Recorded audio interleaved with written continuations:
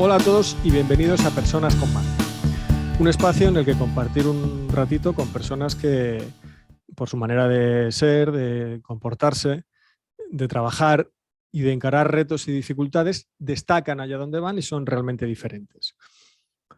Personas con un enfoque sobre determinados asuntos que merece la pena compartir con los demás. En definitiva, personas con marca. Hoy tenemos con nosotros a Álvaro Villasante. Hola, Álvaro, ¿qué tal? ¿Qué tal, Víctor? Un placer estar aquí contigo en Personas con Marca. Igualmente, muchas gracias por acompañarnos. Gracias a ti. Álvaro es vicepresidente de Gestión de Negocios e Innovación en Grupo Energía Bogotá, en Colombia, además de estar presente en diferentes consejos de administración de una variedad inmensa de compañías energéticas que no vamos a detallar aquí porque estaríamos esta mañana. Y lo importante, que es por lo que Álvaro está aquí, es porque nos conocemos literalmente de toda la vida. Cuéntanos, Álvaro, para empezar, ¿en qué consiste tu trabajo?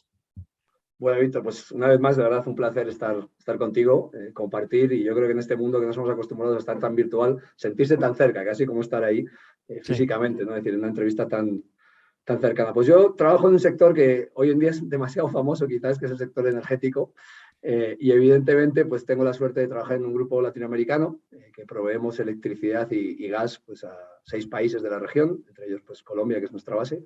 Y yo trabajo en el grupo pues, en el seguimiento a las compañías, a las inversiones que tenemos y también en el área de innovación. O sea, proponiendo, este es un sector que como pues, estáis viendo la mayoría está muy en cambio y estamos trabajando un poco en el mañana, ¿no? Es decir, cómo nos imaginamos, esta empresa tiene más de 125 años, en cómo nos imaginamos los próximos 125 años de este grupo empresarial y la verdad que pues, es una maravilla, a distancia de casa, pero pues, en un sector, como te digo, muy apasionante, también muy difícil en estos días, a pesar de todo.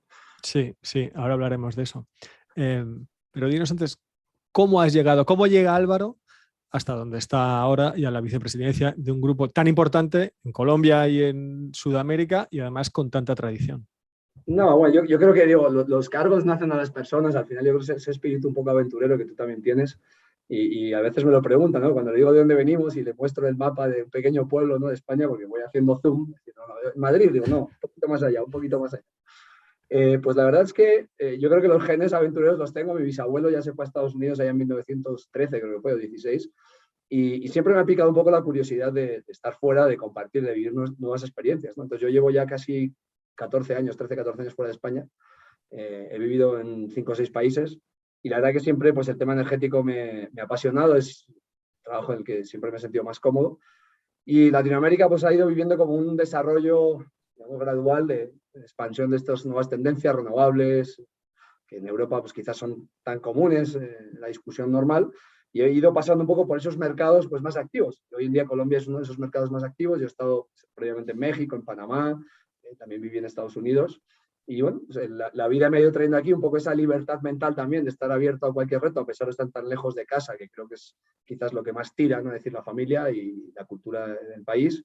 Pues me he ido llevando hasta llegar aquí a Colombia, la verdad, pues una oportunidad maravillosa, con gente espectacular, porque Latinoamérica es un lugar, pues lo recomiendo al que no haya venido a Latinoamérica de Colombia, es un lugar maravilloso y una experiencia pues profesional muy buena, la verdad. No puedo decir otra cosa, ¿no? Porque al final aquí sí se nota esa transformación de la vida. Todavía tenemos mucha gente que no tiene electricidad, ¿no? Entonces nosotros cada infraestructura que hacemos, pues de verdad lleva nuevas oportunidades al lugar. Lo ves, digamos, tácitamente, ¿no? En Europa a veces estamos pensando a ver cómo vamos un poquito más allá, pero ya tenemos los servicios básicos cubiertos, ¿no? Aquí estamos pensando muchas veces cómo damos el servicio básico y eso la verdad que es un reto tremendo que te tiene todos los días pues activo, ¿no? Entonces para mí la verdad ha sido tremendamente apasionante estar aquí y, pues, como digo, casi 14 años ya que no es menor. Nos vamos haciendo viejos, acercando a la cuarentena ya y la vida cambia. Casi 14 los que te queden. Dios dirá. Antes de meternos en harina, de manera muy sencilla para profanos como yo, ¿cómo funciona el mercado de la energía? Porque parece que es una cosa siempre como súper abstracta, que hay que ser, no lo sé, ¿no? Es difícil porque hoy en día hay más expertos, yo lo dije el otro día, en energía que en fútbol. Estaba en España y hoy estaba Que con ya mi es padre viendo difícil. la tele. Es difícil, ¿eh? Y pues, estaba con mi padre viendo la tele que ponía, la 1, la 3, la 5, todos hablando de energía. Digo, yo me voy a cambiar de profesión porque ya estamos cubiertos de expertos, ¿no? Y la verdad que es difícil también, y digo, en este contexto que estamos viviendo, no es fácil. El otro día estaba en nuestro pueblo hace un mes más o menos y había una persona, un chico de nuestra edad, que me dice, oye, hay varios que te conocen que te critican mucho porque defiendes a las empresas eléctricas en tus vídeos y esta persona y aquella, ¿no? Y que te dicen que qué fácil es hablar desde ahí. Y me fui a comer con unos amigos unos días después y lo mismo, ¿no? Decir, oye, tú hablas muy bien, pero aquí al final nos toca pagar la luz cara. Y digo, es complicado explicarle a la gente porque es un servicio básico. A veces tú quieres decir, oiga, usted también compra, no sé, tal comida en verano y en Navidad y el precio es distinto, la oferta y la demanda, ¿no? Dice, ya, pero es un lujo, la energía es un servicio básico. Entonces, la responsabilidad que tenemos las empresas energéticas es tremenda. ¿Cómo funciona, Víctor? Pues yo creo que como cualquier otro sector. Y además con la connotación que es un sector muy regulado. O sea, en pocos sectores el gobierno se mete tanto. El gobierno define límites regulatorios, quién puede participar, cuándo, qué tecnologías se pueden hacer, cuáles no. Eso la gente a veces no lo conoce, ¿no? Es decir, que no es que las empresas hagan lo que quieran. Los gobiernos tienen el sector energético demasiado, incluso regulado. Al final funciona pues como cualquier otro sector. Hay producción, el transporte y el consumo, ¿no? Cuando tú compras una Coca-Cola, que tú lo conoces muy bien, pues la Coca-Cola se fabrica, se distribuye en un camión y llegas a tu supermercado y te la compras, ¿no? Pues esto es igual. La energía se produce por diferentes fuentes, se transporta y se distribuye. ¿Qué está pasando hoy? Pues que evidentemente tenemos una crisis de precios. Por eso se habla tanto de la energía. Tío. Hace un año o 5 o 10, tú todos los días enciendes tu aire, tu casa y nadie se acuerda del señor que está 24 horas en una planta en Santander o en el País Vasco o en una central solar en Extremadura, que está cuidándola para que tú tengas energía 24 horas, 7 días a la semana. Hoy en día, pues tenemos unos precios muy grandes, muy altos, porque dependemos mucho en Europa, y eso es un motivo que da mucho para hablar de política energética, del gas ruso. Sabemos el conflicto que hay, estamos comprando el gas pues, a precios altísimos, y somos prácticamente los que estamos haciendo ricos a los productores americanos, y al final esto lo está pagando el consumidor. El consumidor dice, oye, a mí no me cuenten películas, yo veo unas empresas que pues, ganan, veo a todo el mundo pagando y yo pago más. Entonces, este sector energético no me gusta, no lo entiendo, y además los señores que están en las eléctricas ganan mucho, ¿no? Es decir, entonces la culpa es de esos señores. Es mucho más difícil que todo eso. Desgraciadamente lo hemos reducido a una discusión sobre el salario del señor de Iberdrola, y perdón por mencionar Iberdrola, o de cualquier otra empresa. Es un sector que requiere miles de millones de infraestructura para que cualquiera de nosotros, en un pueblo de Zamora, que está en el Quinto Pino, pues podamos encender la luz 24 horas al día. Nadie se acuerda de lo que cuesta llevar esa infraestructura ya. Entonces, pues a lo mejor lo hago muy extenso, pero es un sector demasiado relevante para el discurso que estamos teniendo, que es un discurso muy centrado, como digo, pues en cosas un poco diferentes. Yo no digo que no haya cosas que haya que cambiar, sin duda hay que cambiar muchas cosas, pero el sector es un sector que hay que planificar, como todo en la vida, es un sector estratégico como la educación, como la defensa en un país, en el largo plazo. Entonces, a veces nos centramos mucho en las cosas del corto plazo y se nos olvida que, por ejemplo, Europa pues, ha ido cerrando centrales nucleares, países como Alemania, para depender del gas y de repente se lo han cortado. Eso no es de hoy, esa decisión es una decisión de años de un país, de cómo se van tomando las decisiones, y eso involucra política nacional. Ahora, ¿estamos dispuestos en un país, porque son tres variables, a pagar la energía muy cara para que sea muy limpia y la tengamos todo el rato? Pues es lo que yo llamo el balance entre sostenibilidad, competitividad y confiabilidad. Y hay que explicarle a la gente lo que cuesta tener energía 24 horas al día, 7 días a la semana, sin depender de ningún otro país. Y eso hay que explicarlo. Y creo que la gente no es consciente de la relevancia y la importancia del sector. Entonces, en resumidas cuentas, yo sigo yendo a mi pueblo, me siguen criticando por trabajar en energía y de momento es lo que nos toca, macho, aguantar, porque es un sector que la verdad en estos momentos está muy complicado, la verdad, está muy complicada la situación a nivel internacional y más en Europa.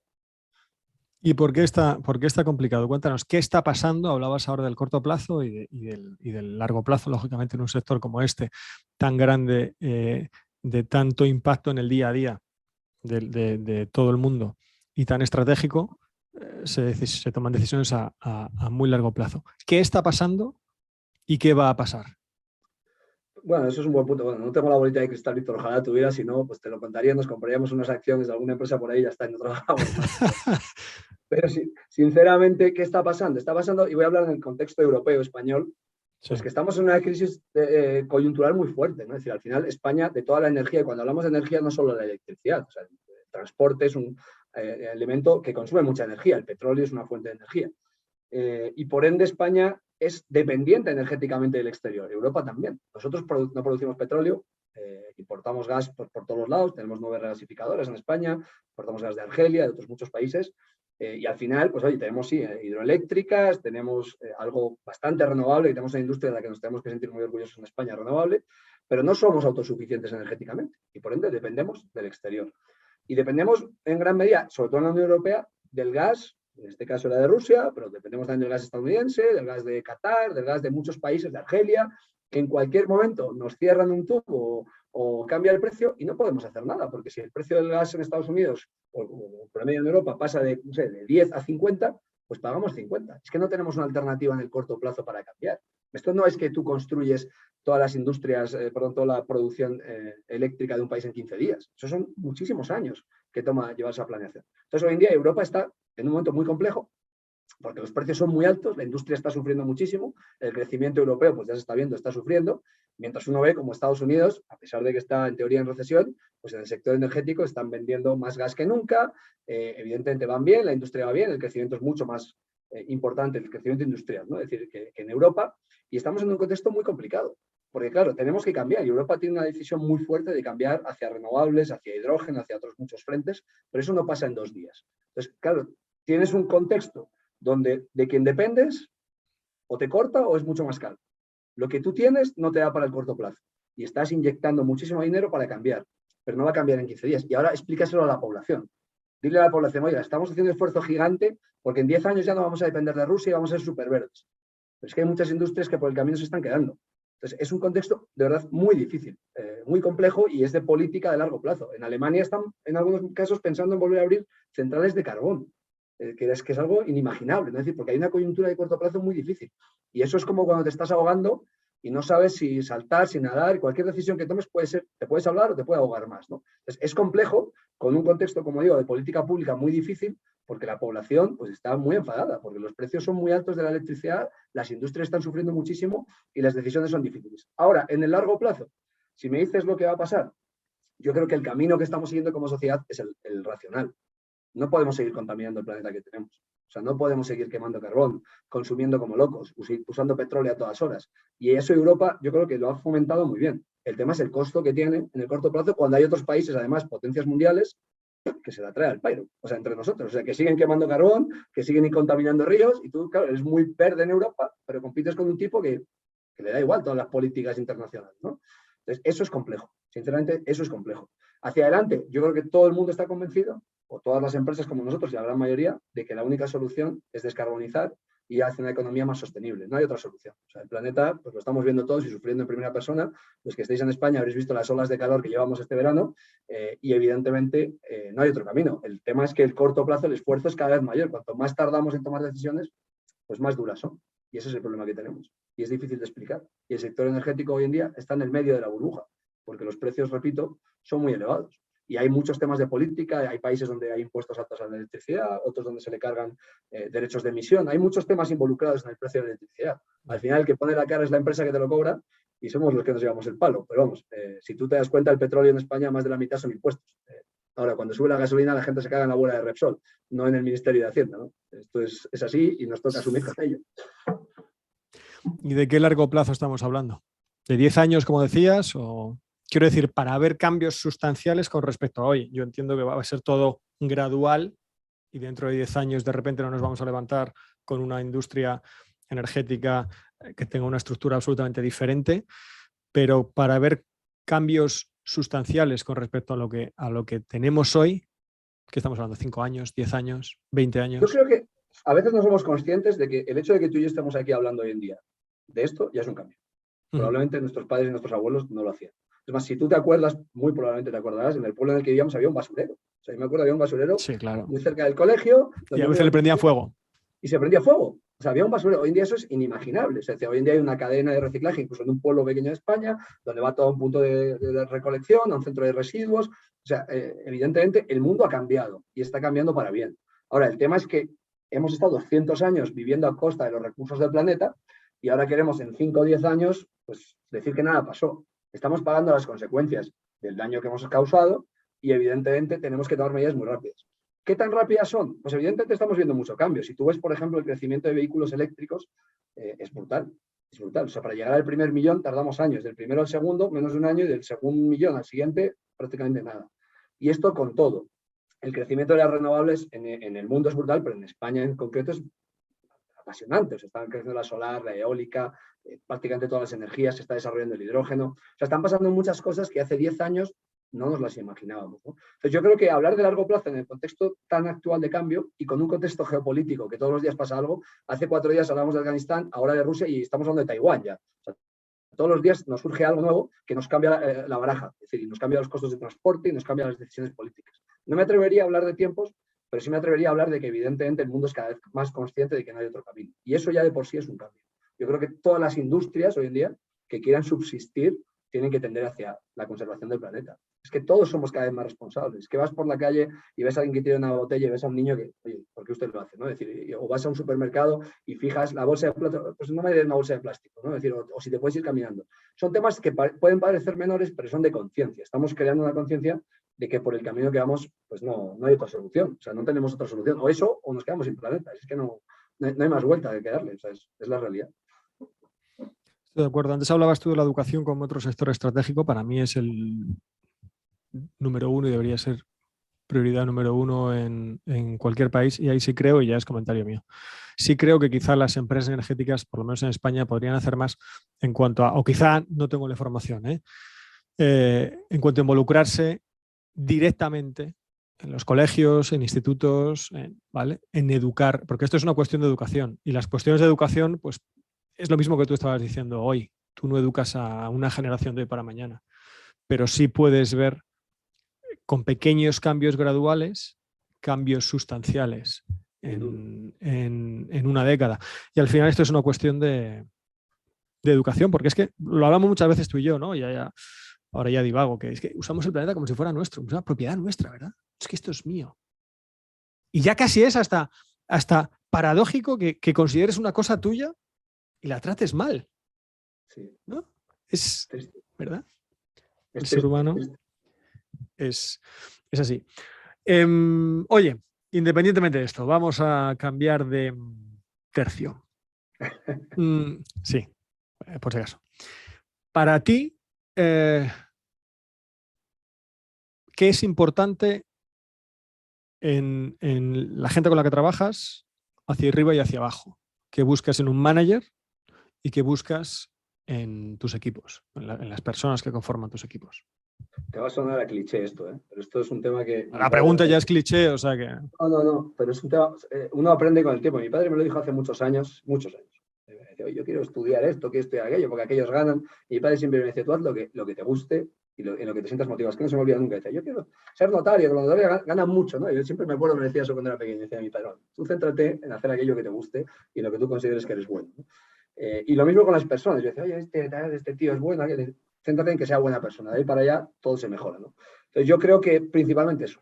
O sea, yo creo que las personas que buscar, que te sientas cómodo, que sean personas honestas y que sean buenas personas. Que eso parece, repito, un cliché y no es tan fácil. A veces uno se centra y voy a hacer negocio con esta empresa, voy a contratar a esta persona porque es un genio, pero realmente hay unos valores que van mucho más allá. Y creo que en el mundo actual en el que estamos, de mayor inmediatez, o sea, valores como la confianza, el respeto, la entrega, son fundamentales. Yo tengo la suerte, ¿verdad?, de trabajar tanto por arriba como por abajo, por decirlo de alguna manera, porque para mí somos lineales, ¿no? Pero bueno, con personas que valoran eso, que te respetan, a los que uno respeta, con las que uno trabaja con confianza, con las que uno puede hablar de frente a la comunicación. Tú que eres un experto en esto y digamos, yo creo que tus vídeos son muy recomendables para los que nos estén viendo, los recomiendo tus vídeos. Gracias. Los veo todas las mañanas.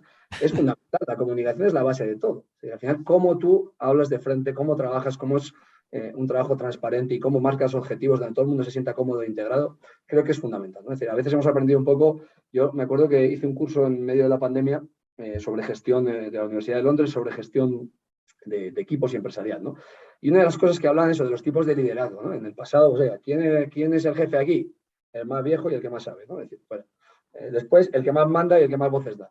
Y después, hoy en día, es el que es capaz de trabajar con gente que sabe mucho más que uno, porque yo tengo la suerte de trabajar con gente que sabe mucho más que yo, pero evidentemente unirles y ponerles un foco común, ¿no? Entonces yo creo que eso es lo que uno al final busca, esa cohesión, esa transparencia, esa comunicación, que lo vas aprendiendo con los años, como te digo. Al final, pues uno va rompiendo mitos y centrándose en que lo esencial de la vida son 4 cosas, ¿no? Es decir, el sentirse a gusto, el mirarse de frente, el trabajar con honestidad, y todo lo demás, pues son barreras que te vas quitando y que hace que uno pues trabaje mucho mejor, ¿no? Es decir, y tengo que decir, por lo menos aquí en Latinoamérica, hay muchísima gente preparada, con muchas ganas, gente muy, muy honesta, y Colombia es un ejemplo clarísimo de ello. Entonces, para mí, por lo menos, pues tengo la suerte de trabajar en un equipo muy sano, donde la relación laboral es fundamental, y eso es clave, eso es clave. Todo lo demás, se lo digo a los que nos escuchen, a veces nos centramos en el título, en el salario, y está muy bien, ¿no? Es decir, quiero ser aquí, voy a esa empresa porque me hacen director del universo, y estás jodido, perdón por la expresión, te tratan mal, de forma tensa. Yo lo he vivido en mi vida y tuve una experiencia pasada donde tenía una persona que me hacía la vida imposible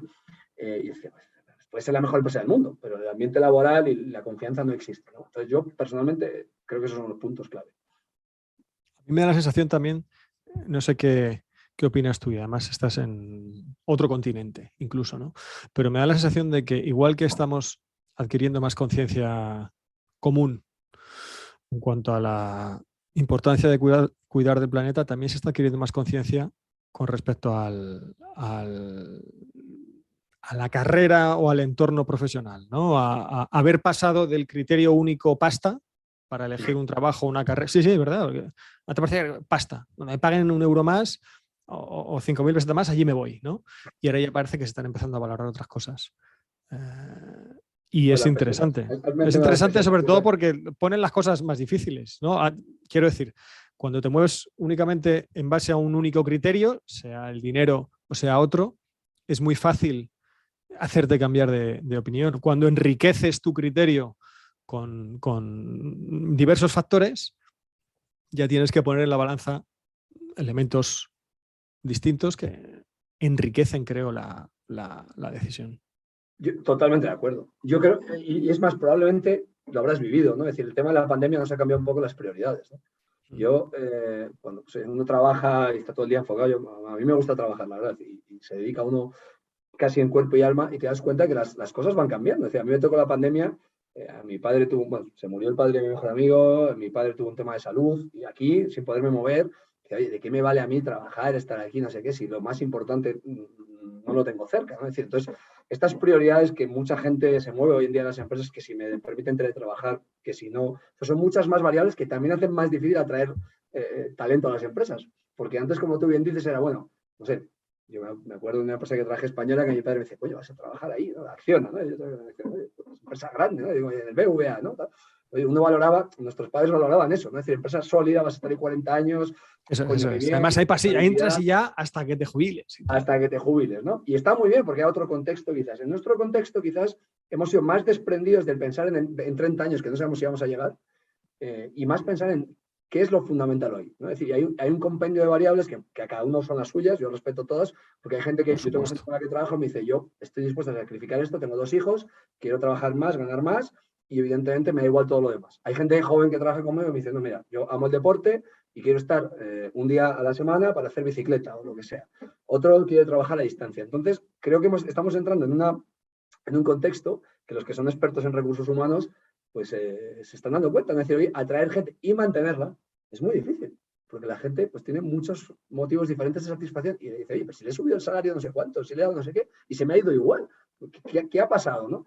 Yo creo que estamos en un contexto muy complejo, pero a la vez muy positivo, porque también hace que las empresas tengan que innovar, retarse, y no es solo, bueno, estoy aquí, abro la puerta y me llegan 10.000 personas, ¿no? Creo que eso nos ha hecho cambiar a todos, somos más exigentes como profesionales y las empresas creo que también se están transformando en un entorno laboral muy diferente. Hoy, además, pues talento, tú puedes estar asesorando a gente desde Murcia, a un tío que está en China, y yo puedo estar hablando de energía contigo aquí a distancia, y eso hace el entorno laboral mucho más rico también, más retador, ¿no? Es decir, las empresas que no se están adaptando están teniendo muchos retos, y en sectores muy tradicionales, digamos, sectores donde el trabajo es muy tradicional, en el mejor de los sentidos, atraer capital está siendo cada vez más difícil, lo estamos viendo.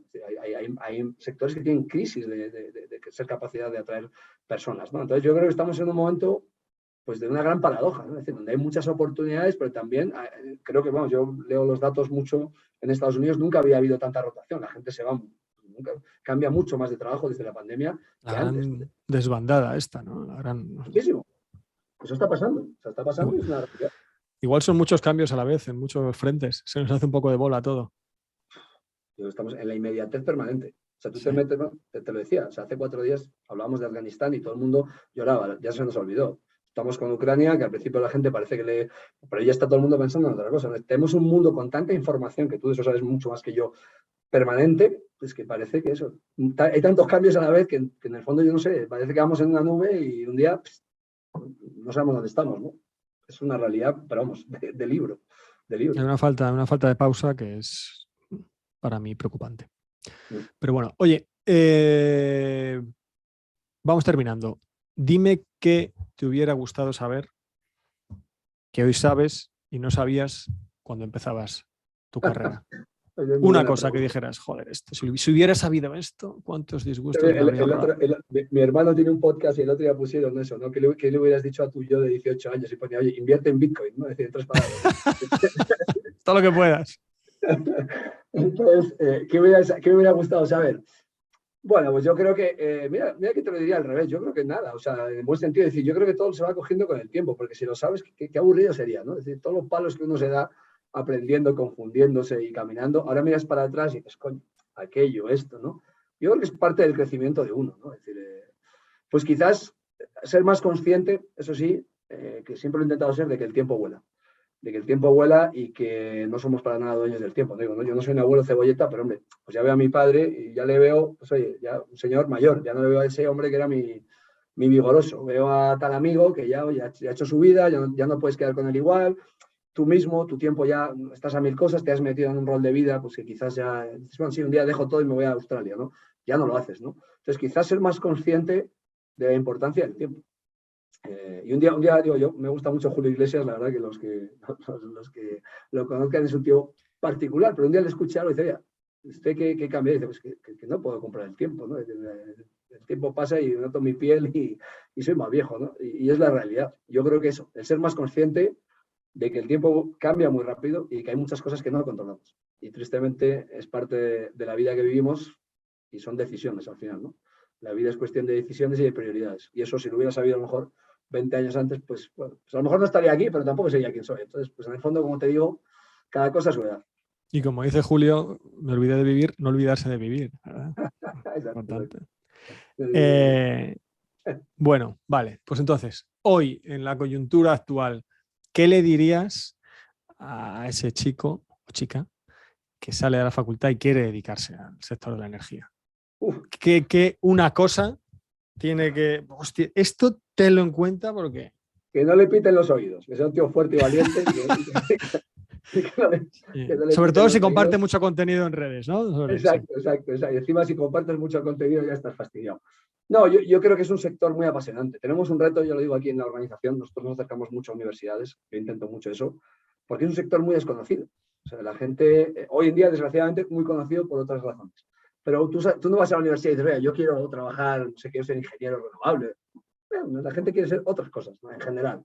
Y es un sector que es fundamental para la economía, para nuestro día a día y para la transformación de la vida de la gente. Cuando la energía está cara, pues lo vemos, afecta muchísimo. Cuando hay gente que no tiene energía, como es el caso aquí en Latinoamérica, millones de personas, y les llegamos con soluciones, y yo lo he vivido en primera persona, a esas personas les has cambiado la vida. O sea, un niño que puede cargar un teléfono, es que hablas de internet, pero si no tiene ni luz para cargarlo, ¿no? Esa es nuestra principal transformación. El cambiar la vida de la gente, permitir nuevas oportunidades y hacer que el mundo sea mejor. Entonces, si quieres trabajar de verdad en algo donde sientas que tu esfuerzo, más allá de que tus amigos te critiquen porque le llega la factura todos los meses y no te dejen jugar al fútbol con ellos y esas cosas, pero más allá de eso, es un sector que de verdad es apasionante, que es fundamental y que está en transformación plena. Si te gusta el cambio diario, pues es un sector que está todos los días innovando. Estamos viendo cosas verdaderamente apasionantes, ¿no? En la forma en la que se genera la energía, en la forma en la que se comercializa la energía, en la forma en la que la energía es más limpia. Es un sector muy bonito, muy apasionante y además hacen falta muchos profesionales. Todos esos que criticáis tanto el sector energético, si me escuchan, oye, pues sumaros, traed ideas y que tengamos gente más joven que tenga ganas de cambiar esto. Porque desde un tuit es muy fácil, oye, sentarse y insultarnos a los que trabajamos en energía, y lo entiendo, pero es más fácil también ayudar. Entonces necesitamos muchos buenos jóvenes y en España, afortunadamente, hay muy buenos profesionales que están por todo el mundo liderando. El que no lo sepa, España es puntero en energía renovable. Somos de los países que además fabricamos muchos de los componentes. No solo es que digamos, tengamos capacidad instalada, sino fabricamos. Hoy en día hay muchas empresas que aguantaron esa crisis del 2008 en adelante y que están generando empleo por todo el mundo, invirtiendo y son líderes. O sea, los especialistas españoles son líderes en todo el mundo. O sea, en Australia te encuentras españoles, en China, en Estados Unidos, en Latinoamérica. Entonces, pues que apuesten por este sector, que se van a divertir mucho y además digo, le van a pitar los oídos, pero para bien. Entonces, pues, bueno, hay que ir para adelante. Me parece buena idea lo que dices, ¿no? Cada vez que... Una de las primeras empresas en las que yo trabajé me decían, cada vez que digas no a algo, propone una alternativa y cada vez que critiques algo, propone una solución. Pues efectivamente, Si no me pidiéramos parece mal. eso, cerraría en Twitter, porque cada tío que critica, el tío que pone una solución lo tiene que cerrar, ¿no? Es muy difícil. Pues poco más, Álvaro, no sé si hay algo con lo que quieras despedirte. No, hombre, yo agradecerte muchísimo, animar a la gente pues, a que te conozca más, a que te siga, porque la verdad que Muchas aporta mucho gracias. por todos los espacios que haces. Agradecerte, la verdad, por este espacio, porque pocas veces uno encuentra un espacio para conversar tan tranquilo y tan en confianza. Y creo que son unos espacios pues, que tienen mucho éxito. Estoy seguro que vendrá mucha gente más por aquí que tiene muchas cosas buenas que contar y que nos dediquen media horita a escucharte, que la verdad que es un Sí. tío pues, no, con muchas cosas para aportar, ¿no? Y a los que nos escuchan, pues gracias. Y espero verte pronto a tomarnos una caña, que tanta virtualidad pues no es buena. Y Ojalá sí nos veamos pronto. Sí. así me criticas por el precio de la energía, pero en persona. Es más Muchas divertido. gracias, Álvaro. La verdad que pues, si esto tiene algún sentido es por la gente que venís aquí. Pues poco más, él es Álvaro Villasante, vicepresidente de Negocio e Innovación en Grupo Energía Bogotá. Muchas gracias, Álvaro, por todo. Ha sido muy agradable y creo que esclarecedor para todos. Espero que sea así. Muchas gracias, Víctor. Por mi parte me despido. Os agradezco mucho que hayáis estado al otro lado. Espero que os haya gustado, que saquéis algo en claro, que hayáis entendido un poquito más el sector de la energía y la perspectiva de la gente que trabaja a diario en ello y que lo conoce, y que nos veamos o nos escuchemos en el próximo episodio de Personas con Marca. Muchas gracias.